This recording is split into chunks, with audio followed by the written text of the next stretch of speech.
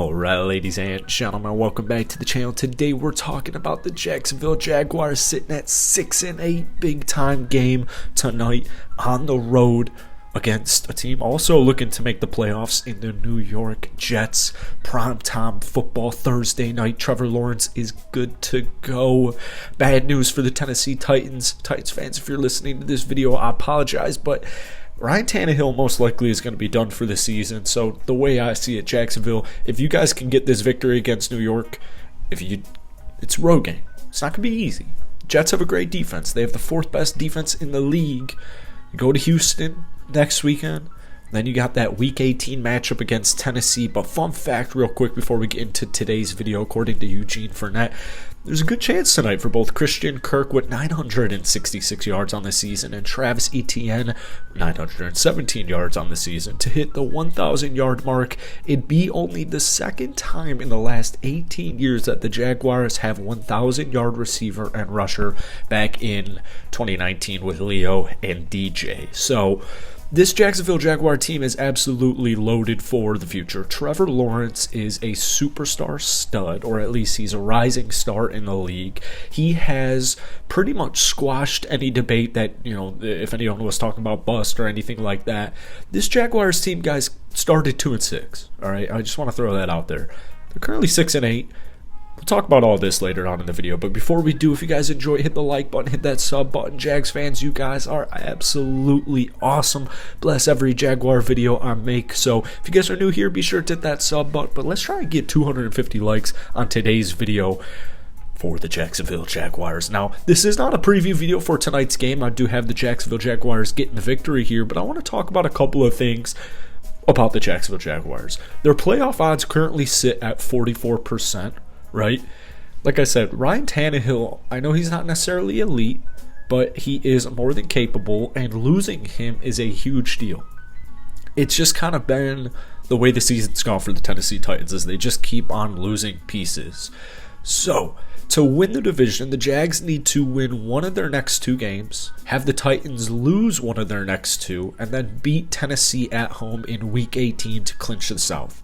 Now, the good news is the Tennessee Titans, they don't necessarily have a easy schedule. Obviously, the Jacksonville Jaguars don't, because you play the New York Jets tonight, but you got Houston on Christmas Eve, and then they have Dallas. It is at home, but they do have Dallas on a primetime game just 2 weeks from now. So the way I see it, Jacksonville, if they win out, this team is making the playoffs, and who knows what can happen, because they are one of the hottest teams in the league. Like I said, they started 2-6.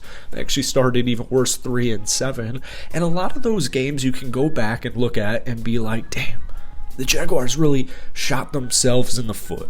And a lot of those reasons was just not getting the job done in the red zone.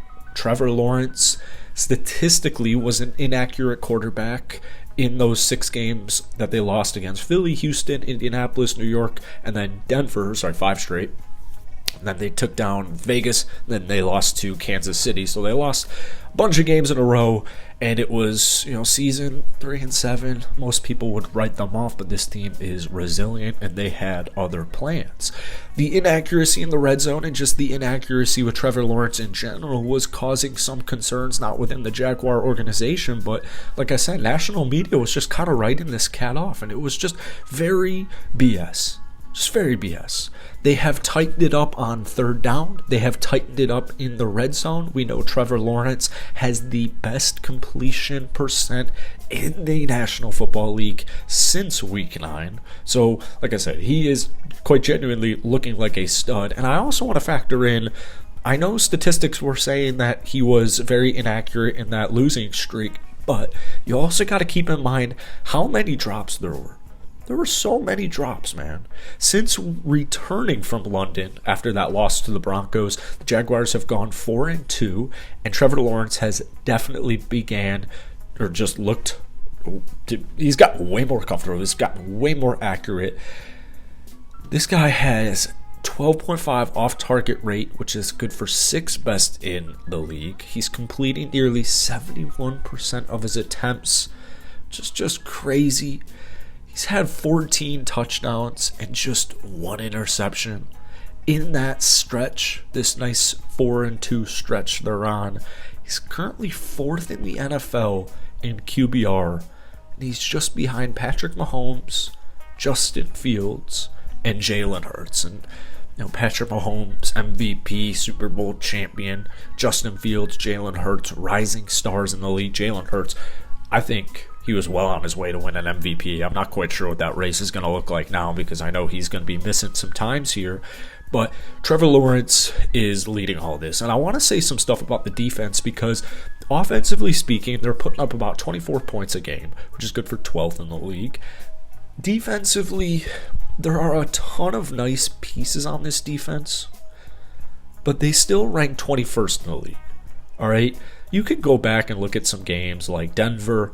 You could look at New York. You could look at Indianapolis. You could look at Houston, although if you're putting up 6 points in a game, you're not going to win it.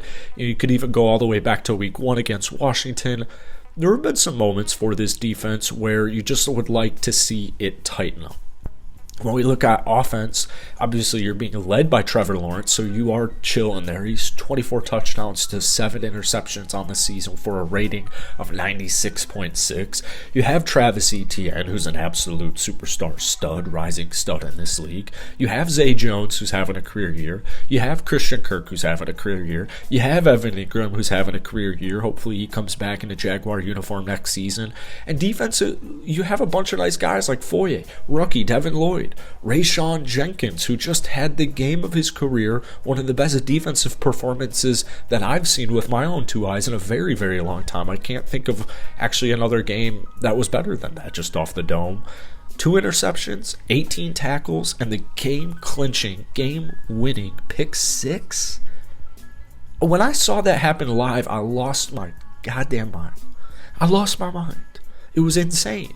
Obviously, you have Trayvon Walker. He's not suiting up tonight. But my point is, Andre Cisco, there's some nice pieces on this defense. They really just have to round it out, fill it out, and defensively, they will be in the top half of the league next season and for years to come because offensively they're completely set. So what I see with this Jacksonville Jaguars team in the near future here, whether it's in the draft, whether it's in the offseason, whether it's next year's draft, next year's offseason, whether it's the trades, whatever it's going to be, with player progression, player development, and just filling out the gaps in this roster, whether it's offensively or defensively, which I have more of a prioritization on, they're looking really solid.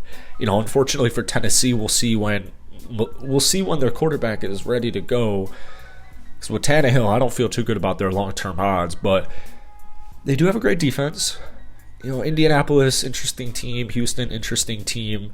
The AFC South kind of looks like it's going to skew in favor of the Jacksonville Jaguars for several years to come if they continue, as long as they just continue to do what they've been doing, which is winning nice football games and beating playoff teams, beating teams like Dallas, beating teams like Tennessee, beating teams like Baltimore, hopefully beating the New York Jets today. The future is very bright in Jacksonville or down below in Jacksonville. Hope you guys enjoyed today's video. Hit that like button, hit that sub button if you guys want more. I will be recapping that Jags game later today, so stay tuned for that. But guys, give me some season predictions or even some score predictions on tonight's Jets game if that game is still going on at the time you're watching this video. Peace.